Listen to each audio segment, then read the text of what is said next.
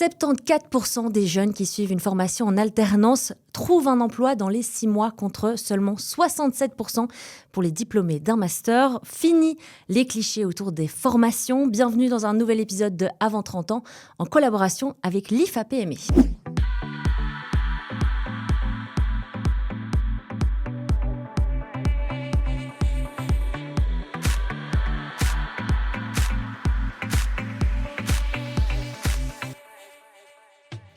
Aujourd'hui, pour me parler de ça, je suis avec une alternante de l'IFAPME qui est Odile. Bonjour Odile. Bonjour. Tu vas bien? Très bien, et toi? Pas trop stressée? Non, ça va. Très bien, merci. Odile, tu as 23 ans. Oui, c'est ça. Et tu es en alternance en restauration à l'IFAPME de Namur, c'est ça? Ouais. Ça se passe bien? Oui, très bien, j'adore. Ouais. Je suis hyper contente de mon choix. Trop bien. Mais justement, on va parler de ça, que tu es dans le podcast Avant 30 ans. Je ne sais pas si tu sais un petit peu, mais le podcast parle de toutes ces incertitudes qu'on a dans la vingtaine, toutes ces remises en question. Okay. Et j'ai l'impression, ou c'est pas qu'une impression, que quand on sort justement des secondaires, on a cette pression de il faut absolument faire des études supérieures, ou en tout cas, c'est ce que nos parents nous ont mis en tête. Est-ce que tu as ressenti ça aussi? Ah oui, totalement. Ouais. Donc, moi, j'ai toujours été attirée par l'Horeca et tout ça. Et à ma sortie de Réto, je me suis dit qu'avant de me lancer dans l'Horeca, il fallait que je fasse des études universitaires pour avoir quelque chose sur lequel me reposer si jamais ça allait pas ou quoi. Et du coup, j'ai testé. Et on va parler justement de cette petite phase de test, de ce petit parcours. Et ça prouve bien qu'on ressent un peu tous cette pression. Et le but de cet épisode, c'est de montrer qu'on peut réussir autrement, si pas mieux, vu la statistique qu'on a donnée. Donc, on va parler de tes ressentis, de ton parcours, tranquillement, à nous deux. Ok, parfait. Ça te va? Ouais. On est parti. Donc, quand tu es sortie de tes secondaires... qu'est-ce que tu as ressenti, justement? Est-ce que donc tu as toujours voulu faire de l'Horeca? Est-ce que c'était ton rêve d'enfant? Oui, à fond. Ouais, c'est vrai? J'ai toujours été attirée par ça et je me suis toujours dit que j'allais travailler là-dedans à un moment dans ma vie. Mais oui, du coup, en sortant de Réto, je me suis lancée dans les études universitaires. Et tu t'es lancée dans quoi? En sciences politiques. Ah, rien à voir. Non, rien à voir. Mais je suis aussi hyper attirée par la politique, les fonctionnements des pays et tout ça. Et du coup, j'ai essayé. J'ai fait 3 ans quand même à l'université. Ah oui, quand même. T'as eu ton bachelier alors ou... Non, je me suis arrêtée en bac 3. Mais, Et c'est quoi qui te plaisait pas, qui n'allait pas justement Le mode d'apprentissage, le fait de devoir emmagasiner plein de matières en un coup. Pour moi, ça servait un peu à rien et c'était pas une façon d'apprendre qui me convenait à moi. Mais donc, j'ai arrêté et voilà. Et est-ce que, du coup, quand tu t'es inscrite à la base, ça a été aussi un choix qui a été encouragé par tes proches, par tes parents? Est-ce que ça a été une pression parce que peut-être tous tes amis allaient faire des études supérieures? J'ai beaucoup d'amis qui font des études supérieures, mais pas tous. Et j'ai pas eu de pression de mes parents et tout ça parce qu'ils ont toujours été hyper soutenants dans tout ce qu'on fait. Et chaque choix qu'on fait, ils vont nous suivre. Mais donc, en choisissant l'université, ils m'ont juste dit, voilà, si c'est ça que tu as envie de faire, fais-le. Mais, voilà. Et pourquoi en 3e, tu t'es dit, c'est pas pour moi? Pourquoi pas plus tôt? Ça a été quoi le déclic? En fait, je pense que ça a quand même été le Covid, mais j'ai complètement décroché des cours pendant la période. Et donc, ça a été un peu le déclic en mode, en fait, ça va pas, j'y arrive pas. Et donc, il faut que je change, quoi. Et comment tu t'es sentie justement à ce changement? Est-ce que tu avais un peu le sentiment d'échec parce que du coup tu avais fait un peu ça pour rien? À fond, j'avais l'impression d'être nulle à ce moment-là et le fait quand ça allait pas à l'université, j'ai mis du temps à le dire à mes parents et tout ça parce que je me sentais hyper mal par rapport à ça, mais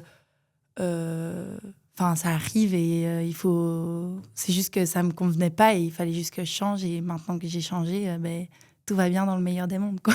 Donc, tu as quand même senti un soulagement, finalement, d'avoir suivi oui. ce que tu voulais. Et qu'est-ce qui t'a dirigée vers l'IFAPME en particulier? En fait, du coup, j'ai fait 3 ans à l'université en sciences politiques. Puis, j'ai fait une espèce de formation d'orientation et tout ça qui m'a redirigée vers l'Horeca. Et donc, à ce moment-là, je me suis inscrite en gestion hôtelière, mais donc en haute école. Un an après l'université. Et puis, en me disant, l'université, ça me convenait pas, je vais essayer la haute école. J'ai l'impression que c'est souvent ce cheminement. Hein. Et au final, la haute école me convenait pas non plus parce que c'est un peu dans la même idée que l'université. Enfin, c'est un peu différent, mais c'est aussi des cours en auditoire, des trucs comme ça. Et donc, je me suis rendu compte aussi à la haute école que ça me convenait pas. Et donc, j'ai été à un rendez-vous avec une madame du CIEP qui, elle, m'a parlé de l'IFAPME. Ok. Donc, voilà. Mais maintenant que tu y es, donc tu es dans ta première année, c'est ça? Oui, c'est ça. Et tu es à Namur. Oui. Donc tu as trouvé un centre près de chez toi?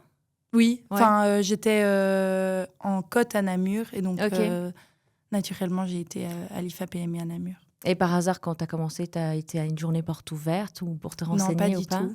Non. Il y a un ami de mon papa qui travaillait à l'IFAPME, donc je lui ai posé mes questions à lui et tout ça, il m'a répondu gentiment. Et donc, voilà. D'ailleurs, on vous dira en fin d'épisode que toutes les informations concernant la journée porte ouverte qui a lieu bientôt au mois de juin, donc restez bien branchés. Alors, et maintenant que tu y es, concrètement, qu'est-ce que c'est la formation en alternance pour ceux qui s'y connaissent pas du tout? C'est quoi la différence avec justement le mode d'apprentissage en université ou en haute école? Donc, j'ai cours un jour par semaine. Ouais. Et les autres jours de la semaine, je travaille dans un restaurant avec un indépendant qui est dans le métier. Et donc, les cours de la semaine, un jour par semaine, c'est plus théorique et c'est plus ou pratique, mais on apprend vraiment des choses spécifiques, je vais dire. Je sais pas trop comment m'exprimer, mais... Et les autres jours de la semaine, je continue d'apprendre, mais avec un indépendant qui est là-dedans, quoi. Donc, tu es directement sur le terrain? Ouais, c'est ça. Je travaille comme eux, mais sous un autre statut, quoi. Et est-ce que tu es rémunérée pour ça? Oui, je suis rémunérée. Donc, il y a des barèmes par année. Je suis rémunérée sous un... il y a une petite rémunération. Ça, c'est trop bien. Tu joues l'utile à l'agréable et puis tu rends service parce que pour eux, ça coûte moins cher. Et toi, tu peux aussi un peu gagner ta vie vu que tu n'as pas forcément le temps pour un job étudiant. Oui, c'est hyper... et comment tu te sens maintenant que tu y es? Tu es passé par l'université, tu es passé par la haute école. Maintenant, tu es en formation en alternance. Comment tu te sens? Est-ce que tu es épanouie? Oui, à fond. Je suis hyper épanouie. C'est vraiment le mode d'apprentissage qu'il me fallait et qui me convient. Je trouve que c'est hyper...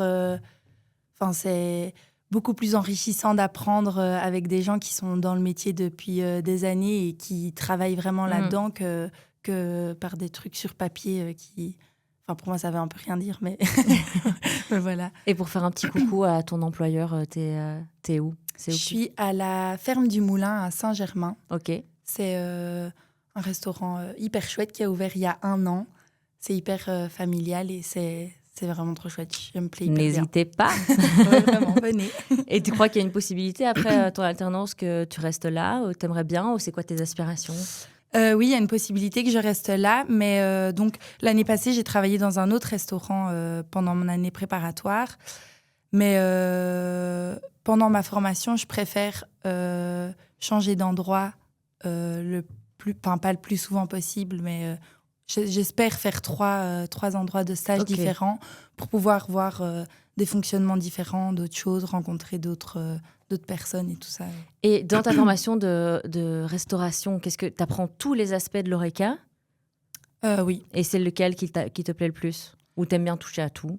J'aime bien toucher à tout. C'est vraiment axé sur la restauration, donc restaurant, cuisine, salle, etc. Mais je suis vraiment attirée partout. J'aime bien le côté restaurant, salle et tout ça. J'aime bien les brunchs, j'aime bien l'événementiel, l'organisation de banquets, traiteurs et tout ça. Donc, et alors, dans la formation, il y a possibilité de prendre l'option chef d'entreprise, c'est ça? Toi, tu as choisi cette option-là? Oui. Donc, ça te rajoute 1 an en plus? Comment ça fonctionne? Non, pas forcément, mais en gros, on a des cours de salle, de cuisine et on peut avoir des cours de gestion. Mais donc ça, c'est l'année prochaine. Mais du coup, cette option, elle n'est pas obligatoire, vu que si je ne me trompe pas, la gestion n'est plus obligatoire en Belgique pour lancer son business. Mais pourquoi il y a encore ces cours-là Oui, non, c'est ça. C'est plus obligatoire, mais l'IFAPME a décidé de garder ces cours-là pour qu'on puisse être bien formé pour pouvoir ouvrir notre notre entreprise plus tard, quoi. C'est hyper utile. Et nous, nos profs nous encouragent vraiment à suivre ces cours-là parce que sinon, on a plus de risques de se planter. Bien en sûr, tout cas, après. tu gagnes en compétences entrepreneuriales. Quand je vois ce que c'est tellement compliqué. Je me dis, je comprends pas qu'il faut même pas de la gestion pour réussir. C'est tellement pour la compta et tout, c'est hyper compliqué. Donc toi, tu as choisi ça. Ça veut dire, est-ce que plus tard, tu as envie d'ouvrir ton établissement à toi? Ouais, j'ai envie d'être indépendante et de travailler pour moi et de faire ma petite affaire. C'est tout ce que je te souhaite. Oui, et merci. D'ailleurs, une toute nouvelle statistique qui m'a été donnée juste avant cet épisode. C'est très bien préparé. Une toute nouvelle statistique qui est sortie, qui est que, je le disais en début d'épisode, il y avait 8 jeunes sur 10 qui sortent de l'IFAPME qui trouvent un emploi dans les 6 mois.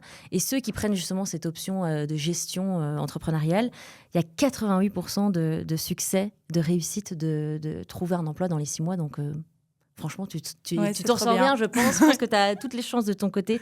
Et c'est tout ce que je te souhaite. Et en plus, à l'IFAPME, si je ne me trompe pas, tu peux t'inscrire dès 15 ans. Oui, je pense. Ouais. Il y a des formations pour jeunes et formations pour adultes. Ouais, donc même si c'est une réorientation scolaire ou une réorientation professionnelle à 30, 40, 50 ans... Oui, c'est possible. Donc, tu le conseillerais à tout le monde, quoi. Ouais, vraiment. l'IFAPME. Donc, maintenant, tu es épanouie. Qu'est-ce que tu aimes le plus dans cette manière d'apprendre? C'est le côté que tu n'es pas un numéro Pas un numéro, oui. Donc, on connaît nos profs, ils connaissent tous nos prénoms. Enfin, c'est en petit groupe, c'est hyper familial. Et sinon, le fait d'apprendre avec des gens qui sont directement du métier. Et nous-mêmes, on est sur le terrain directement, quoi. Donc, Et maintenant que tu as ce recul-là, est-ce que tu as des regrets ou est-ce que tu es quand même contente d'avoir essayé les études supérieures avant cette formation? Je suis contente d'avoir essayé parce que j'ai vécu des choses pendant ces années-là et c'était trop chouette. Mais je pense que si j'avais la mentalité que j'ai maintenant à ma sortie de Réto, j'aurais dû aller directement à l'IFAPME. Mmh. Et honnêtement, en sortant de Réto, je me voyais pas... Enfin, c'était même pas envisageable d'aller à l'IFAPME. Pourquoi, du coup? Justement pour cette idée sociétale? Ouais, c'est ça. J'ai l'impression que ça change quand même un peu plus maintenant, mais j'avais l'impression que c'était pour les gens qui savaient pas étudier, qui savaient pas... alors que je savais le faire, et du coup, je me disais, il faut pas que j'aille là-bas. En fait, si, c'est... Vraiment. Et du coup, si tu pouvais parler à la Odile de 18 ans, tu lui dirais quoi? Oula, c'est dur comme question. On passe dans le côté un peu psychologique. Non, mais je lui dirais de suivre son instinct et d'aller directement vers ce quoi elle veut et pas essayer de suivre la masse et les voilà. Et tes proches, ils t'ont soutenu quand tu as fait ce changement? Oui, à fond. Ouais. Tout le monde m'a dit vas-y, fonce, essaye. Et puis si ça va pas, tu testeras autre chose. Et au final, j'ai testé, ça a été, et je suis trop heureuse de mon choix. Et qu'est-ce que tu dirais, c'est encore une question difficile, c'est quoi selon toi réussir sa vie? Oh my God. Réussir sa vie. Pour moi, c'est être heureux et accompli et épanoui dans tout ce qu'on fait. C'est prendre du plaisir à aller travailler, c'est prendre du plaisir aussi à rentrer chez soi. Et voilà. Et choisir un métier pour soi et pas pour les autres. Pour les autres, quoi. Qui nous convient à nous et pas... pour moi, c'est vraiment... il faut trouver un métier qui te rend heureux et dans lequel tu as envie d'évoluer et de grandir. Voilà. Ce sont des belles paroles. Est-ce que tu penses qu'on parle assez de justement ces alternatives, de ces formations? Est-ce qu'elles sont assez valorisées, assez mises en avant? Non, je pense pas du tout. En tout cas, moi, quand je suis sortie de Réto, on a reçu des feuilles en mode... voilà, tout ce que vous pouvez faire après votre Réto, quoi. Et sur la feuille, il n'y avait que des études universitaires, haute école, l'armée, médecine, sciences et tout ça.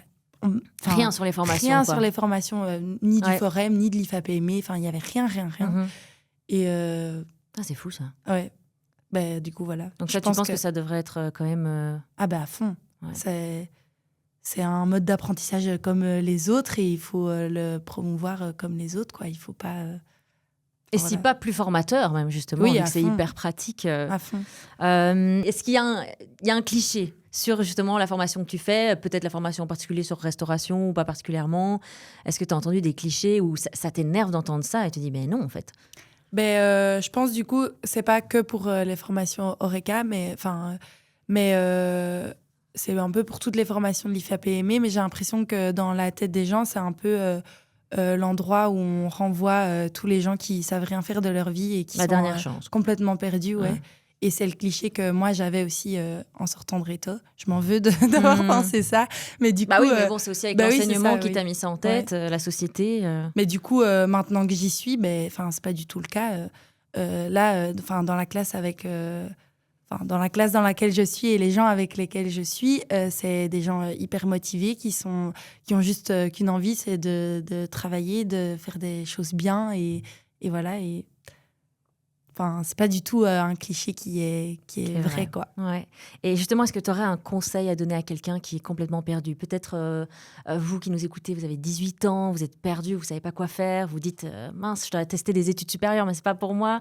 Ou alors quelqu'un qui veut se réorienter, parce que il y a tellement de personnes que j'entends, oui, je suis en droit, ça me plaît pas, mais bon, je suis en 3e année, donc il faut que j'aille au bout. Ouais. Qu'est-ce que tu pourrais dire à ces personnes-là? Qu'il faut écouter son instinct, genre vraiment. Moi, j'ai arrêté quand j'étais en bac 3 et en vrai, c'est la meilleure décision que j'ai prise d'arrêter. Et je pense que je vais être encore un peu philosophe là, mais genre la vie la vie est en vrai trop courte que pour faire des trucs qui nous emmerdent et dans lesquels on n'est pas heureux. Donc je pense que si on se plaît pas dans des études ou quoi, il y a tellement d'autres choses qui sont possibles qu'il faut arrêter et aller voir autre chose, quoi. Et puis j'ai entendu un truc trop chouette, c'est les stages découvertes apparemment qui, si tu as envie d'aller, t'es même pas sûr de commencer une alternance, je sais pas si tu as déjà entendu parler, tu peux partir 1, 2, 3 jours en observation dans une entreprise et apparemment ça se fait hyper facilement. Je sais pas si tu as entendu des gens qui avaient déjà fait ça. Oui, j'ai déjà entendu des gens qui ont fait ça et en vrai c'est hyper pratique, ça permet de tester avant de te lancer dans le truc et ils ont adoré et ça leur a permis de se décider par après. Donc, trop bien. Mais si ça vous tente, du coup, vous pouvez aller vers le centre IFAPME le plus proche de chez vous, puisqu'il y en a quand même dans 17 communes. Donc, je suis sûre qu'il y en a un près de chez vous. Et puis, ça s'organise assez facilement et vous allez en découverte 1, 2, 3 jours. Et puis, si ça vous plaît, vous vous lancez dans la formation. Et encore un autre conseil, si jamais vous n'êtes pas encore décidé et que vous voulez plein d'infos, ça tombe bien puisque la journée porte ouverte a lieu tout prochainement. C'est le 25 juin dans tous les centres IFAPME près de chez vous. C'est l'occasion pour vous de poser vos questions, de découvrir les différents métiers. En plus, apparemment, toi, dans ta formation d'Horeca, vous préparez des petits mets délicieux. Des petites gourmandises. Ouais. Comme ça, vous pourrez peut-être tester les petits mets de Deal. Donc, n'hésitez vraiment pas. Vous allez pouvoir même juste découvrir les horizons. Toutes les informations sont à retrouver sur l'ifapme.be. Je vous mettrai le lien en description. Merci beaucoup, Odile, pour ta présence, pour ton expérience. J'espère que tout ira bien pour toi. En tout cas, je te le souhaite. Merci beaucoup. À la prochaine pour un nouvel épisode d'Avant 30 ans. Ciao, ciao.